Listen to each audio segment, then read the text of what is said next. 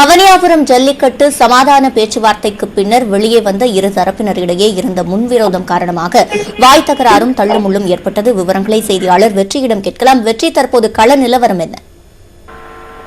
சிவரஞ்சனி, மதுரை அவனியாபுரம் ஜல்லிக்கட்டு போட்டியை நடத்துவது தொடர்பாக அங்கே உள்ள ஊருக்குள் இருக்கக்கூடிய இரு தரப்பினரிடையே இருந்த கருத்து வேறுபாடுகள் காரணமாக மாவட்ட ஆட்சியரகமே ஜல்லிக்கட்டு போட்டியை நடத்தும் என்று இறுதி செய்யப்பட்டு அதற்கான முன்னேற்பாடு பணிகள் நடைபெற்று வருகின்றன.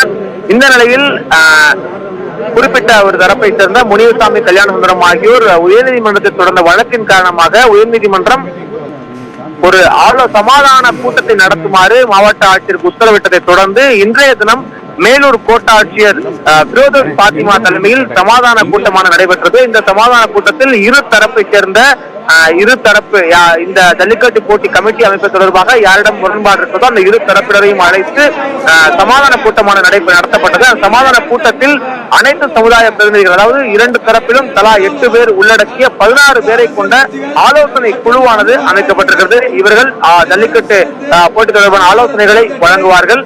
உயர்நீதிமன்ற உத்தரவின் அடிப்படையில் ஏற்கனவே ஆட்சியர் தலைமையில் இயங்கி வரும் 9 உறுப்பினர்கள் கொண்ட அரசு தரப்பு ஜல்லிக்கட்டு ஏற்பாட்டு குழுவில் 10வது நபராக மாவட்ட ஆயுதராளர் நலத்துறை அலுவலர் சேர்க்கப்பட்டிருக்கிறார்.